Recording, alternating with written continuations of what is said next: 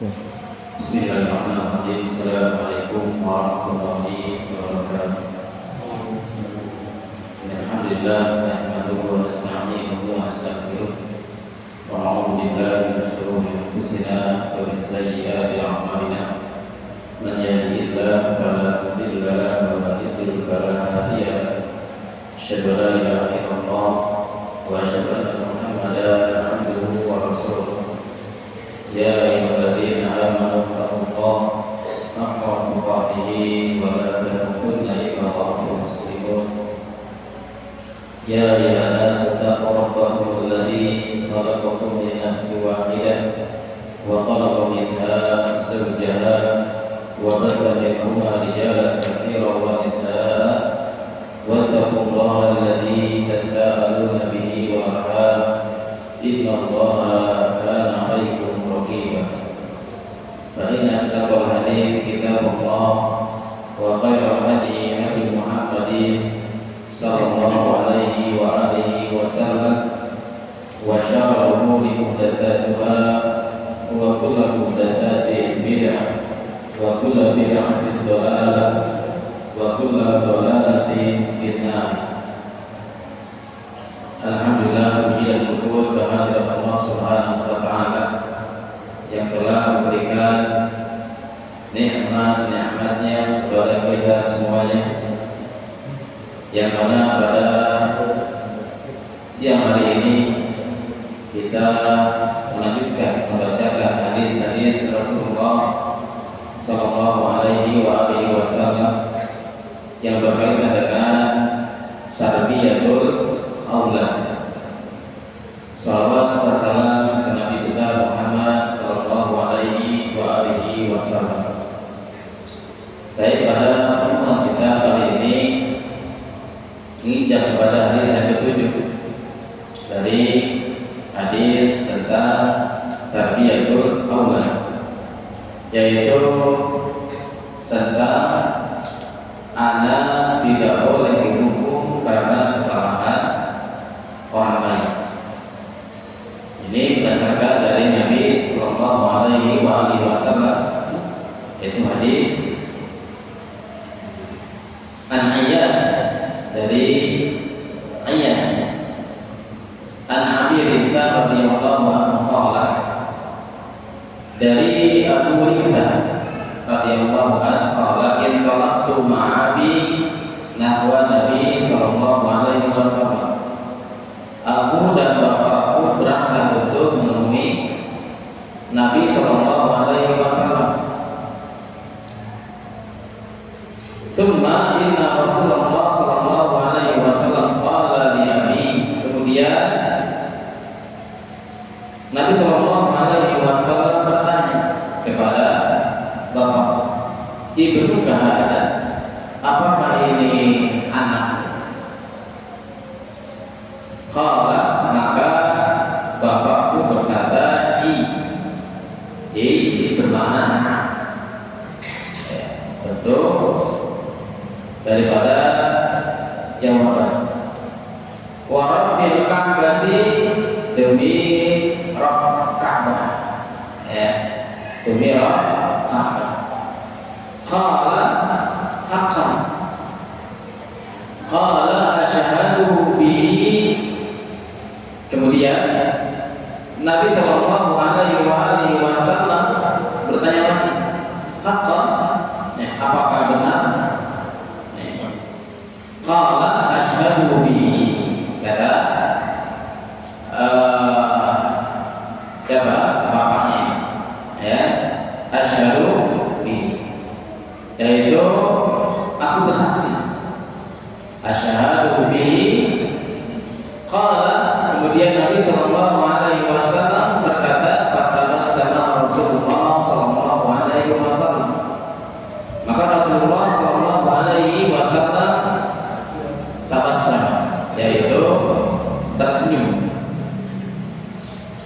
Dhahiqan, ketawa, min thibti syabahi fi abi wa min halibi abi alayya.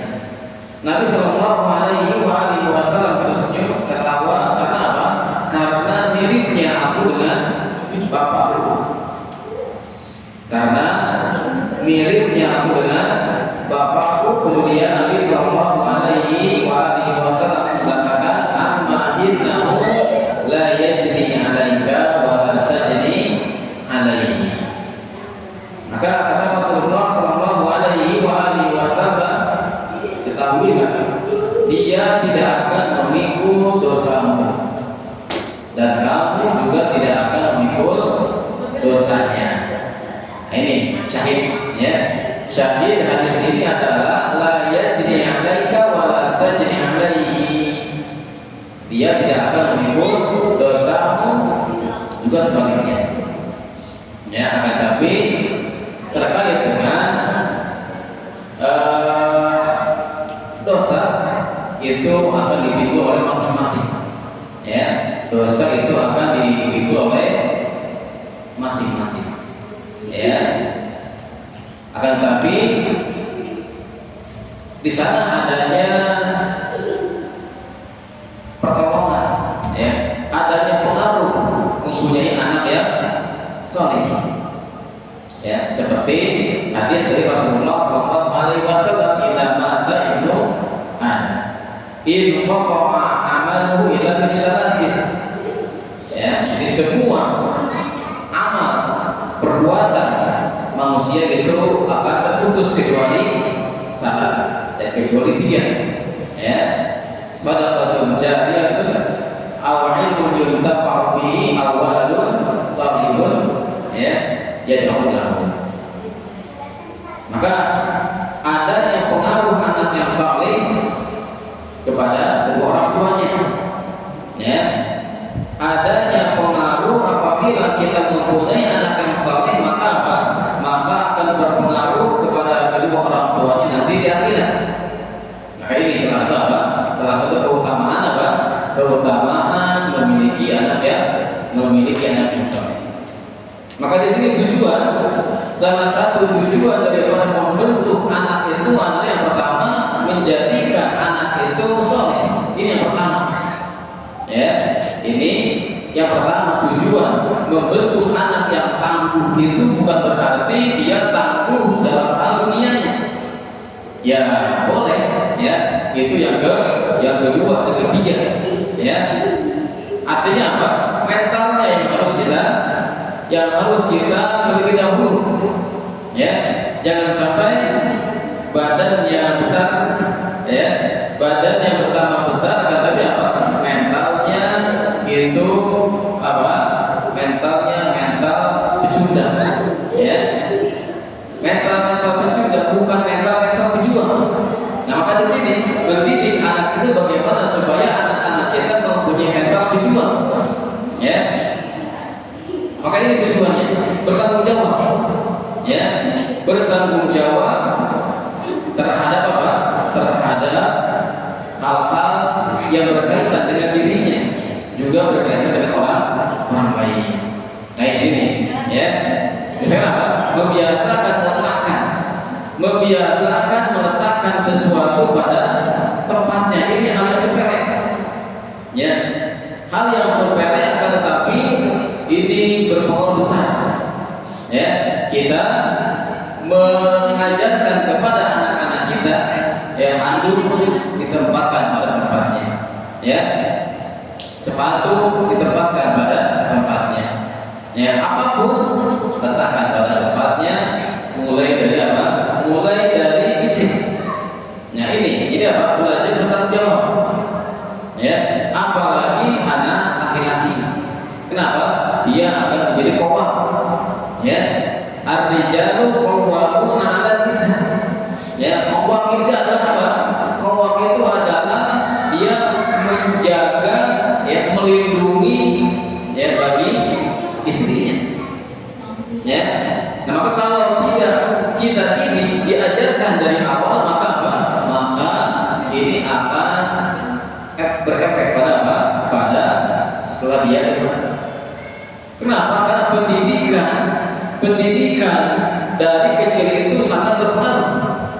Ya, pendidikan dari kecil itu sangat berpengaruh apa hasilnya nanti setelah dewasa. Ya, maka apa? Maka curahkan kemampuan kita untuk mendidik anak-anak kita yang masih kecil, ya, yang masih balita, yang masih belum balik, ya, sampai usia 15 tahun. Setelah ke sana itu hasilnya, ya, hasilnya tatkala anak-anak kita itu sudah dewasa, maka itu adalah hasil daripada didikan kita waktu kecil, ya. Maka diusahakan apa? Kita untuk memperhatikan bagaimana anak-anak kita, ya, yang sampai kita tidak mengetahui kondisi anak-anak kita. Kita tidak mengetahui bahkan anak-anak kita. Ini kebanyakan, ya, hampir seluruh, ya, orang tua itu tidak mengetahui bahkan anaknya. Akhirnya apa? Akhirnya dia memaksakan, ya, memaksakan anaknya harus seperti itu, ya, karena dia tidak cocok, maka apa? Akhirnya adalah tidak serasinya antara mental dia dengan yang dia pelajari. Ya, maka tidak sedikit, ya, anak-anak yang sama jurusan ketika dia belajar. Kenapa? Karena diakibatkan orang tua tidak mengetahui kondisi anaknya. Nah, Rasulullah Shallallahu Alaihi Wasallam di sini mengatakan, la yajni alaika wa la tajni alaihi. Ya, anakmu, ya, dia tidak akan memikul dosa dan kamu juga tidak akan memikul dosanya. Dan di sini sesuai dengan firman dari Allah Subhanahu wa taala dalam surat Al-An'am ayat 164, wala taziru wa ziratun wizra ukhra, ya, dan orang yang berdosa tidak akan memikul dosa orang lain. Artinya apa? Nanti kita di akhirat itu masing-masing, ya, bahkan bisa menjadi musuh antara anak, istri, dan suami itu akan menjadi musuh nanti kita di akhirat. Maka jangan sampai apa? Maka jangan sampai, ya, kita itu di dunia ini, ya, berumah tangga itu apa? Mengakibatkan kita menjadi musuh nanti di akhirat. Maka yang kita harapkan adalah di dunia bersama-sama dan di akhirat juga bersama-sama. Ya, maka apa? Maka ini perlunya pengorbanan, ya, perlunya pengorbanan. Ya, tentunya apa? Pengorbanan di sini adalah pengorbanan perhatian orang tua kepada anaknya, ya. Bukan hanya pengorbanan misalkan apa? Bukan hanya pengorbanan hanya semata finansial, ya, harta saja, ketika perhatian, ya, anak kita butuh perhatian, ya, anak kita butuh perhatian, ya. Maka apa? Maka curahkan kemampuan kita untuk apa? Memperhatikan perkembangan anak-anak kita, ya, dengan apa? Dengan ucapan, ya, dengan ucapan, ya. Karena tidak sedikit, ya, orang tua mempunyai anak perempuan, dia belum pernah mengucapkan kata sayang. Nah, ini, ya. Maka orang tua itu harus memperbanyak, ya, mengucapkan kalimat sayang kepada apa? Anak-anaknya, terkhusus kepada anak-anak perempuannya. Ya, kenapa? Karena, ya, manusia, anak kita manusia. Artinya apa? Nalurinya adalah yang butuh perhatian. Enggak tidak sedikit, tatkala dia sudah dewasa, ada orang lain, ya, ada orang lain yang memberikan, yang merayu dia, yang memgombali dia dengan kalimat-kalimat sayang, maka apa? Ini apa? Rancang hatinya, ya. Maka apa? Maka orang tua, ya, khususnya apa? Kepada anak-anaknya ini, anak perempuannya apa? Untuk apa? untuk mengucapkan kalimat-kalimat yang baik, kalimat saya, ya, kalimat-kalimat yang mana kalimat-kalimat tersebut akan menanjak di hatinya, ya. Nah, maka apa? Faedah dari hadis ini adalah seorang anak tidak boleh disalahkan lantaran kejahatan orang tuanya, ya. Demikian pula orang tua tidak bisa disalahkan lantaran kejahatan anak-anaknya, ya. Maka bagaimanapun orang tua itu jahatnya, ya, bagaimanapun orang tua itu dia tidak bertanggung jawabnya kepada anak-anaknya, maka ya anak tidak bisa disalahkan, ya. Bahkan ya kita mengenal misalkan anak-anak hasil, misalkan anak-anak yang kita kenal dengan kalau di masyarakat dengan anak haram, maka tidak ada. Semua anak itu lahir dalam keadaan fitrah, lahir dalam keadaan suci, ya. Semua anak kita semuanya suci, ya. Mereka adalah anak-anak yang bagus, ya. Mereka adalah anak-anak yang punya potensi, ya. Maka kita harus mengetahui potensi anak kita, ya. Kita harus mengetahui potensi anak kita, dan potensi itu bukan hanya dari nilai. Potensi itu bukan hanya dari kemampuan menghafal saja. Nah, sini kesalahan orang tua sekarang.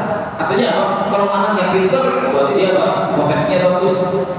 Ya, kalau anak itu hafalannya kurang, berarti dia tidak bagus. Ingat, ya, semua anak itu berpotensi. Semua anak itu adalah fitrah dalam keadaan suci. Ya, potensinya apa? Potensinya ada di hafalan, potensinya ada di misalkan dia olahraga atau yang lainnya, ya. Maka jangan sampai tatkala misalkan anak kita, ya, hafalannya kurang, lalu IQ-nya kurang, lalu kita menyalahkan anak kita. Kita yakin Allah Subhanahu wa Ta'ala itu Maha Adil. Allah Subhanahu wa Ta'ala pasti memberikan hal yang terbaik pada anak-anak kita. Kadang kita tidak tahu di mana posisi potensi anak kita, ya. Nah, di sini maka perlunya kita di sini terus-menerus melakukan, mempelajari tadi ilmu parenting, ya. Kenapa? Karena ilmu parenting ini tidak ada jurusan, ya. Ilmu parenting ini tidak ada jurusannya, ya, di sekolah, ya. Maka orang tua itu harus terus menggali, ya. Misalkan anak kita pemarah, ya, anak kita tabiatnya pemarah, maka jangan sampai anak kita pemarah ini jadi semua bentuk tabiat itu kalau kita atur dengan baik, itu akan menjadi kebaikan, ya, akan menjadi sebuah kebaikan. Walaupun misalkan anak kita ada pemarah, tapi akan kita arahkan, ya, kita arahkan anak-anak kita agar dia itu menjadi seorang pemimpin, ya. Nah, di sini maka tidak ada hal yang buruk pada anak kita. Tentunya tentunya satu cara yang pertama dalam mendidik anak kita adalah kita jangan emosi. Nah, di sini kita jangan emosi, karena mendidik itu mendidik itu kalau kita sudah emosi, kalau kita sudah marah, ya jangan bisa, ya. Kenapa? Karena mendidik itu adalah bukan melampiaskan amarah kita kepada anak-anak kita, ya. Satu, ya, emosi kita. Walaupun misalkan anak-anak kita itu, ya, dia secara, ya, dohirnya dia membangun, gitu kan, ya. Ingat, pasti di sana ada kebaikannya. Selama kita dalam mendidik anak-anak kita apa? Diawali dengan tidak emosi, ya, diawali dengan tidak emosi. Maka apa? Maka dalam mendidik anak-anak kita, maka apa? Kita harus apa namanya? Harus apa? Kita itu harus mau repot. Ini, ya, harus mau repot. Selama orang tua tidak mau repot, itu susah. Ya, harus mau repot. Ya, bagaimana dia akan meluangkan waktu untuk anak-anaknya. Ya, tentunya apa? Tentunya bagaimana kita agar mempunyai sifat, ya, tidak mau apa namanya, agar kita itu memperhatikan anak-anak kita, maka apa? Ingat bahwasanya apa? Anak kita merupakan anugerah, pemberian dari Allah Subhanahu wa Ta'ala. Itu kita harus apa? Harus yakini, ya. Dan anak-anak kita itu apa? Lebih berharga daripada apa? Lebih berharga daripada harta, ya. Lebih berharga daripada jabatan. Kenapa? Karena harta kita belum tentu menyelamatkan kita nanti di akhirat. Jabatan kita belum tentu apa? Menyelamatkan kita di akhirat. Tapi apa? Akan tetapi anak kita akan apa? Menyelamatkan kita nanti di akhirat. Ya.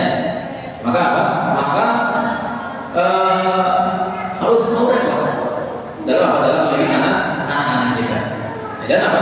Tentunya apa? Tentunya diperlukan ketegasan. Tegas itu apa? Tegas itu bukan berarti kita marah kepada anak kita. Tegas. Ya, kita membuat jadwal aturan di rumah kita. Ya, di rumah kita membuat aturan. Ya, kenapa? Karena memang rumah itu adalah madrasah. Ya, rumah kita adalah madrasah. Maka apa? Maka selayaknya yang namanya sekolah itu apa? Ada aturan.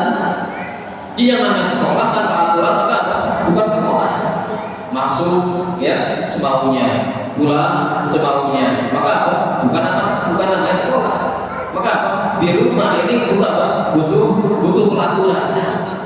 Maka kalau kita ingin mencetak anak-anak kita menjadi anak-anak yang saleh, anak-anak yang baik, maka apa? Maka di rumah itu buat aturan. Kenapa? Karena pelaku pendidik itu rumah sebetulnya. Ya, yang namanya sekolah itu bukan pelaku, ya. Sekolah itu pembantu, ya. Tapi pembantu supaya anak itu menjadi anak yang saleh. Tapi pelakunya adalah di rumah, ya, sebetulnya. Maka apa? Maka di rumah kita apa? Membuat sebuah aturan. Ya, apakah boleh kita menghukum anak-anak? Ya, hukuman itu dalam Islam boleh, sebetulnya benar boleh. Ya, hukuman dalam Islam itu boleh. Ya, akan tapi apa? Akan tapi usahakan, ya, hukuman itu adalah bukan berkaitan dengan fisik. Apalagi anak-anak di bawah usia 10 tahun. Maka apa? Jangan dengan fisik. Artinya apa? Hukuman itu bahkan kita sebetulnya namanya bukan hukuman, tapi apa? Namanya konsekuensi. Itu apa namanya, bahasa halusnya. Artinya apa? Kita buat sebuah peraturan di rumah. Nah, kalau kamu begini, konsekuensinya begini. Ya, kalau kamu tidak meletakkan handuk pada tempatnya, konsekuensinya begini. Kenapa? Karena memang hidup ini konsekuensi. Ya, hidup ini konsekuensi. Artinya apa? Kita membuat sebuah konsekuensi. Kalau anak kita melanggar, maka apa? Konsekuensinya begini. Ya, maka ini harus diterapkan. Ya, nanti harus diterapkan peraturan di rumah harus diterapkan. Artinya apa? Kalau di rumah itu tidak ada peraturan, maka apa? Bagaimana mungkin? Ya, kenapa? Bagaimana mungkin, ya, kita mendidik anak itu kan harus adanya apa? Desain. By design. Ya, by design. Harus ada desainnya. Ya. Jadi apa? Jangan sampai kita mendidik anak itu ya begitu saja gitu kan, tanpa ada desain, tanpa adanya rencana, ya, rencana. Maka apa? Harus ada perencanaan. Ya, itu dalam pendidikan. Ya, maka apa? Tentunya ini apa? Butuh pengorbanan waktu, ya, butuh pengorbanan waktu, tenaga, akan tapi pengorbanan ini sebetulnya apa? Kalau kita menikmati, ya, menikmati mendidik anak itu sebetulnya apa? Kita akan happy, ya, kita akan bahagia, ya.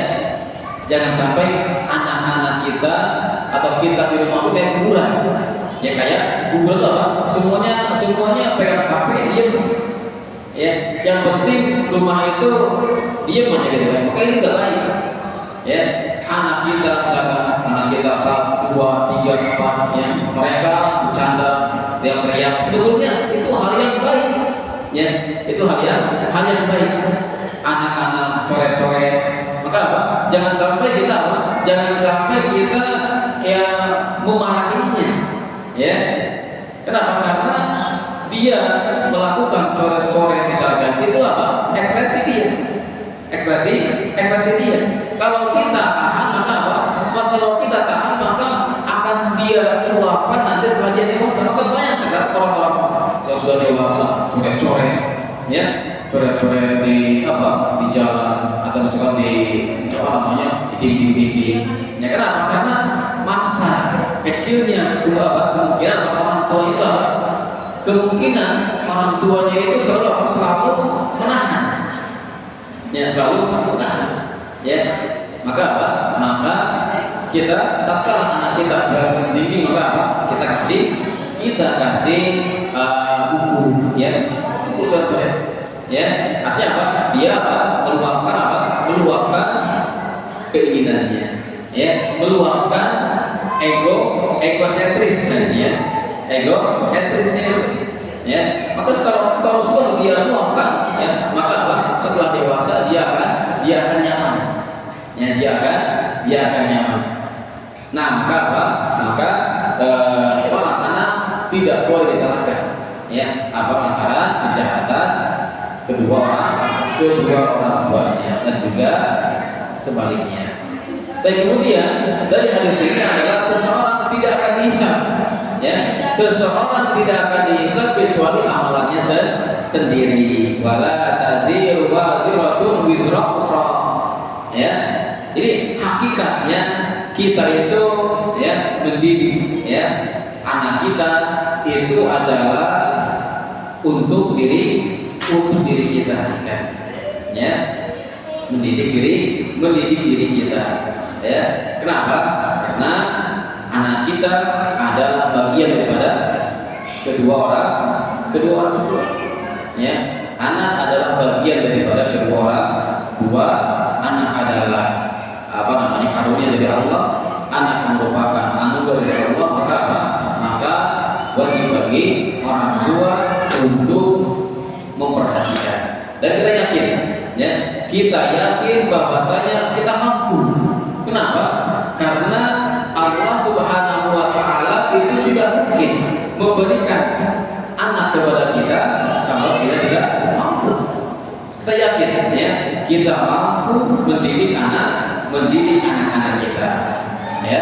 Dan ingat di sini yang diwajibkan oleh Allah Subhanahu wa Ta'ala dan syariat adalah mendidik, mengajarkan. Dan Allah Subhanahu wa Ta'ala tidak akan membebani kita, karena kita sendiri yang membebani, ya. Kita sendiri yang membebani apa? Kita sendiri yang membebani. Artinya di sini kita misalkan kita itu misalkan dalam sekolah, ya, sekolah yang bagus itu bukan artinya harus mahal, ya. Sekolah yang bagus itu bukan artinya harus sekolahnya bertingkat atau besar, bukan, ya, bukan seperti itu. Akan tapi sekolah yang bagus itu adalah dilihat daripada guru-gurunya, pengajarannya, ya, guru-gurunya, pengajarannya seperti apa, ya. Maka ini kadang ini kadang sifat manusia, ya, sifat manusia ini ingin dilihat secara dohirnya, ya, ingin dilihat secara dohirnya bahwasanya apa? Bahwasanya dia itu secara dohir dia bagus, ya. Maka apa? Maka dalam memilih anak itu adalah apa? Adalah hakikatnya kewajiban orang tua mendidik, ya. Makanya apa? Makanya sekolah itu tidak wajib. Yang wajib itu adalah apa? Belajar, ya. Belajar yang wajib, ya. Dan belajar itu apa? Belajar itu tidak terkait dengan apa? Dengan fasilitas sebetulnya. Ya, belajar itu, ya. Dan kemudian juga hadis ini adalah kita bisa melihat bagaimana keadaan Islam, ya. Bagaimana keadaan Islam bahkan terhadap anak-anak dalam hal tidak bersalahnya mereka atas kesalahan orang lain, meskipun itu adalah bapak-bapak mereka sendiri, ya. Maka apa? Maka Islam itu adalah agama yang adil. Dan ingat, adil itu bukan berarti harus sama. Ya, kita meyakini kalau Allah itu adil, tapi kok Allah memberikan kepada kita, kepada manusia beda-beda. Ya, ada Allah Subhanahu wa taala memberikan kepada seorang anak yang cerdas, ya, anak yang baik, ya. Juga ada Allah Subhanahu wa taala memberikan kepada seseorang anak yang tidak cerdas. Bahkan dia apa? Bahkan akhlaknya tidak baik. Ya, apakah ini adil? Ya, nah di sini. Maka apa?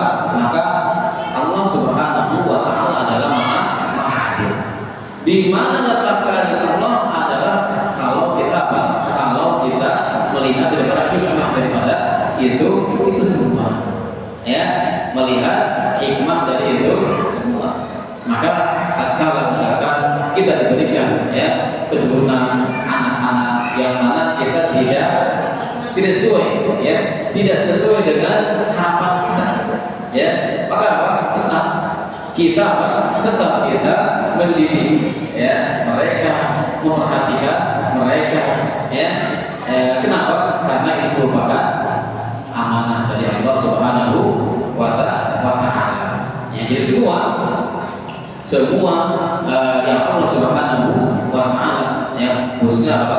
Khususnya ada berkaitan dengan anak-anak kita, maka anak kita itu ada potensi, ya, ada potensi, ada kelebihan, ya, ada kelebihan yang ada pada anak-anak kita, ya. Kemudian dalam hadis ini juga terdapat faedah bahwasanya wajib bagi pendidik untuk tidak mendolimi anak didiknya, ya. Wajib bagi pendidik untuk dia tidak mendolimi kepada anak-anaknya, ya. Jangan mendolimi anak-anaknya. Kadang banyak orang tua dia berbicara lembut, ya, kepada orang lain, tapi kepada anak-anaknya, kepada istrinya, sebaliknya, ya. Maka ini adalah salah satu akhlak yang kita, ya. Maka kalau kita dituntut untuk melakukan ucapan-ucapan yang baik kepada orang lain, terlebih lagi kepada orang yang dekat dengan kita, yaitu kepada istri kita, kepada anak-anak kita, ya. Kalau kita dituntut untuk tidak boleh berbohong kepada orang lain, lebih-lebih kepada orang yang dekat dengan kita. Yang di sini kenapa? Karena hak seseorang itu lebih besar itu yang terdekat. Ya, kalau kita boleh berhubungan kepada orang lain, maka boleh kepada keluarga kita lebih lagi dosa. Kenapa? Karena mereka lebih dekat dengan kita. Nah itu, ya. Kalau kita berbuat curang kepada orang lain itu dosa, maka lebih lagi berbuat curang kepada keluarga kita, kepada anak kita, kepada istri kita. Maka kita menjadikan, ya, keluarga kita, ya, istri kita, suami kita, anak kita itu itu sebagai jangan sampai kita meremehkan. Wah, ini artinya gampang memaafkan, ya, dan nama apa? Gampang untuk nanti memaafkan. Maka ini adalah salah satu apa namanya hal yang buruk, ya. Maka hati-hati, ya, hati-hati terhadap terhadap orang-orang yang berdekat dengan kita. Baik, kemudian juga di antara kesalahan, ya, di antara kesalahan pendidikan adalah menyamakan antara orang yang salah dengan orang yang tidak bersalah. Ya, ini adalah sebuah kesalahan. Ya, maka kalau misalkan kita mempunyai anak yang 2, 3, ya, maka disinilah kita dituntut untuk berbuat adil kepada anak kita.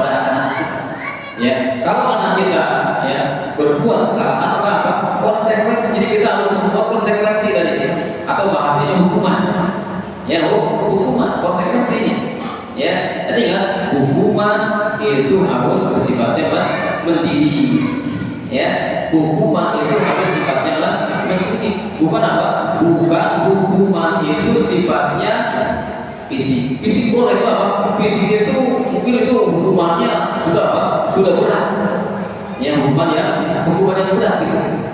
Ya, kalau sudah berkali-kali misalkan orang tua menasehati, memberikan konsekuensi hukuman yang ringan tidak bisa, maka dibolehkan. Ya, dibolehkan memberikan hukuman yang fisik. Dan itu tidak boleh kalau dia kurang dari usia 10 tahun. Ya, kenapa? Karena dia belum balik. Ya, Allah saja tidak menghukum anak-anak yang belum balik. Ya, tatkala ada seorang anak mencuri, dosa enggak? Ya enggak dosa. Artinya Allah tidak memberikan hukuman kepada anak-anak yang belum balik. Maka tatkala misalkan ada anak kita ya berbuat kesalahan, kalau kita hukum secara berat, secara fisik, maka ini sudah melampaui daripada syariat. Syariat saja tidak menghukum ya fisik anak kita yang melakukan dosa. Ya, apalagi misalkan dalam hal-hal pelajaran, anak kita tidak bisa matematika, ya, buku, ya, dia berdiri, ataupun dia misalkan usaha misalkan matematika, ya, bukan Allah saja Rasulullah saja ya dalam hal sholat, ya, dalam hal sholat itu tidak dihukum. Kalau dia masih di bawah usia 10 tahun. Ya, maka suruh anak kita usia 7 tahun untuk melakukan sholat. Usia 10 tahun kalau dia tidak mau, maka pukul dia. Itu hal yang sholat. Ya, sholat yang mana itu merupakan kewajiban yang wajib. Tidak ada amalan yang tidak, maksudnya apa? Yang mana amalan tersebut tidak boleh tinggalkan selama-lamanya. Ya, walaupun dia sakit, walaupun dia safar, walaupun dia dalam keadaan bagaimanapun, sholat tidak boleh ditinggalkan. Tapi syariat Islam tidak menghukum anak-anak yang belum kurang daripada 10 tahun. Akan tapi kita dalam hal memberikan pendidikan kepada anak-anak, ya, walaupun misalkan anak-anak kita belum usia 10 tahun, tapi untuk kebiasaan, ya, untuk kebiasaan, maka kita menyuruh mereka untuk sholat, ya, kita menyuruh mereka untuk melakukan sebuah kebaikan. Yang kalau perempuan kita pakai jilbab, yang walaupun dia belum mereka belum wajib. Bahkan ya di Saudi itu SD itu anak-anak perempuan itu tidak pakai jilbab, tapi orang tuanya ya pakai nikah. Nah, ini ya. Tapi setelah dia dewasa, setelah dia SMP, maka dia pakai. Nah, ini kenapa? Karena emang dia belum balik. Ya, dia belum balik. Ya. Nah, kita balikan kadang kita anak-anak itu anak-anak TK, ya, sudah pakai, misalkan sudah pakai cadar, ibunya membuka aurat misalnya kan. Ya, maka apa? Akan tapi alat melihat dari apa untuk pendidikan kepada anak-anak yang belum balik, baik laki-laki atau perempuan. Misalkan apa? Perempuan diajarkan apa untuk memakai jilbab, ya, diajarkan kepada mereka apa untuk melakukan sholat dan kebaikan-kebaikan yang lainnya itu hanya sebatas pendidikan, ya, apa namanya, sebatas pendidikan saja kepada mereka. Nah, apa? Maka di sini dalam mendidik anak itu perlu yang pertama kali adalah apa? Untuk menanamkan atau apa? Mengambil hatinya. Ya, takdim, bukan takdim. Takdim itu apa? Memberikan adab. Kalau takdim menghukum, ya. Itu apa? Mengambil hati anak, mengambil hati anak-anak. Ya, ini apa dengan cara apa? Bahwasanya belajar misalnya ataupun apa namanya belajar itu yang menyenangkan, ya. Lalu kapan misalkan anak-anak kita itu di rumah misalnya, ya, di usia berapa anak-anak kita itu mulai belajar? Ya, sebetulnya apa? Mengajarkan anak-anak kita itu di usia 0 tahun itu sudah mulai kita ajarkan, ya. Bahkan sebelum anak kita melahirkan, ibunya melahirkan, itu sudah mulai kita ajarkan. Bagaimana caranya? Pertama adalah dengan pendengaran. Itu apa? Kalau misalkan seorang ibu lagi hamil, maka apa? Perbanyak berarti apa? Mendengarkan hal-hal yang baik, ya, murotal, ya. Begitu pun tatkala misalkan anak sudah melahirkan usia 0 tahun, 1 tahun, 2 tahun, maka apa? Perdengarkan. Kenapa? Karena pertama kali seseorang itu adalah mendengar dalam belajar itu.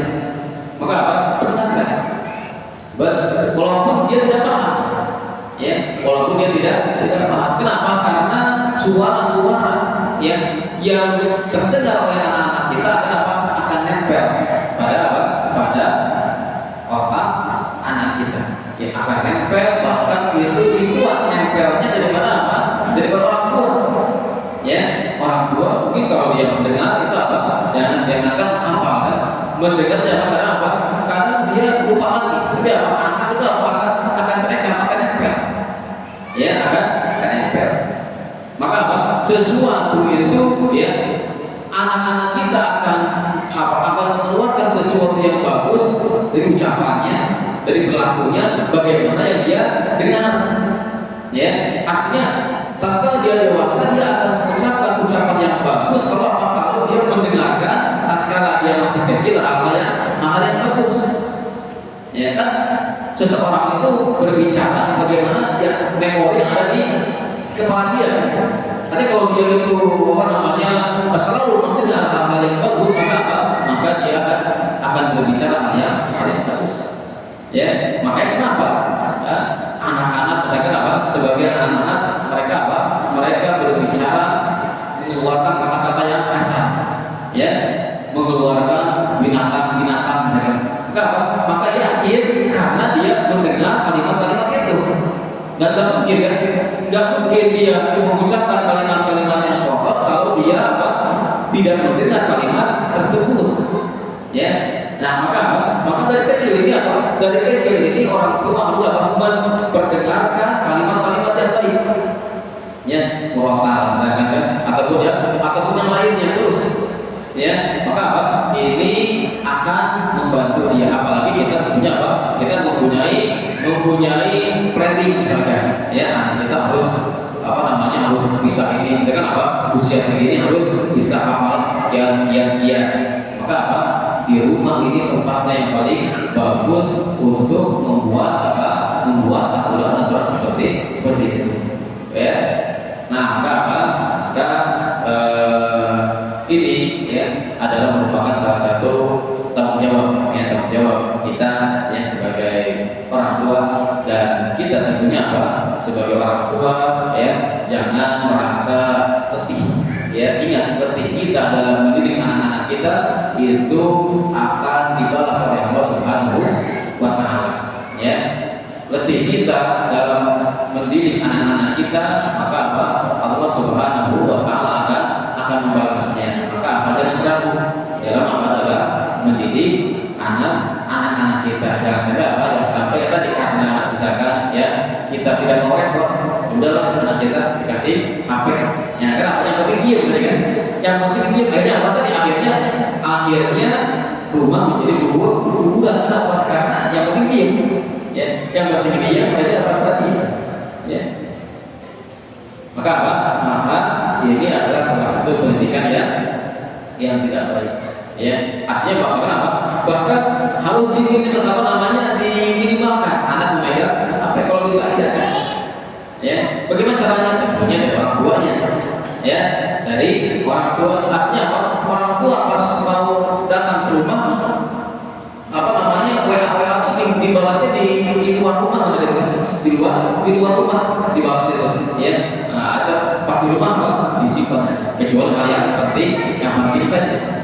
Ya, kenapa? Karena anak kita walaupun maksudnya di rumah itu adalah hak anak gitu kan. Hak anak untuk kita berbicara dengan mereka. Ya, hak mereka. Ya, ingat anak itu masanya tidak nggak lama. Ya, kalau sudah besar ya, mereka akan sendiri. Ya, artinya jangan sampai kita menyesal setelah anak kita sudah dewasa, kita menyesal apa?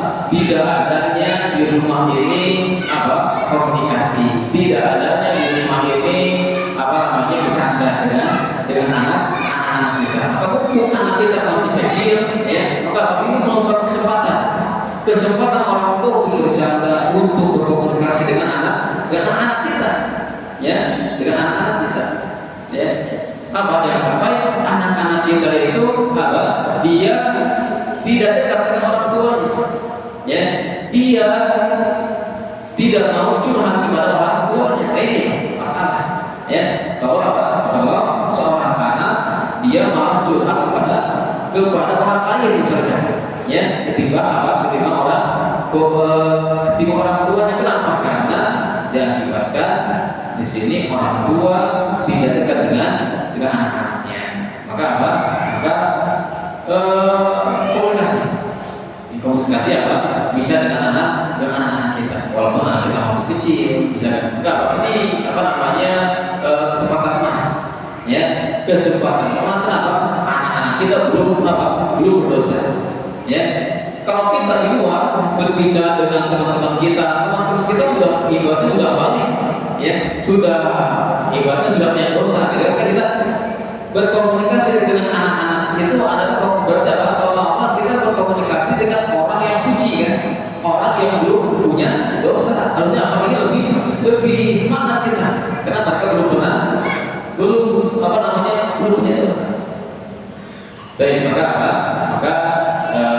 kita berdoa kepada Allah Subhanahu wa taala, mudah-mudahan kita berikan ya kemampuan istiqomah ya dalam apa? Dalam mendidik anak-anak kita, dan kita tentunya apa? Tentunya mendidik anak itu juga diawali dari kedua orang tuanya. Nggak mungkin kan? Tidak mungkin kita bisa mendidik anak kalau kedua orang tuanya suami istrinya apa? Suami istrinya akur, ini kan tidak mungkin. Ya, tidak akur. Maka mendidik anak itu apa? Harus dulu apa? Permasalahan suami istri harus selesai dulu, gitu kan? Ya, yang sampai sudah rumah tangga 10 tahun, 20 tahun, apa namanya di sana apa? Di sana masih ada hal-hal yang mana permasalahan suami istri belum selesai, gitu kan? Ya, maka selesaikan dulu permasalahan suami istri. Ya, apa yang sampai anak itu kenapa? Karena anak itu akan tenang. Ya, anak itu akan tenang melihat kedua orang tuanya apa? Kedua orang tuanya itu tenang. Yang sebaliknya, ya, anak-anak kita akan apa? Akan tidak tenang. Ya, kalau melihat kedua orang tuanya itu tidak tenang, tidak harmonis, ya gitu kan? Maka usahakan kalau pun ada masalah jangan sampai di depan anak kita diperlihatkan. Ya, kalau ada masalah maka nanti setelah anaknya dewasa baru masalah itu dikeluarkan, kan? Artinya kalau misalkan ada apa? Seorang istri atau suami marah kepada seorang istri misalkan marah kepada suaminya, maka apa? Ya, tunggu nanti apa? Setelah apa? Anaknya itu usia 17 tahun, ya kan? Maka apa? Maka ini adalah salah satu apa? Salah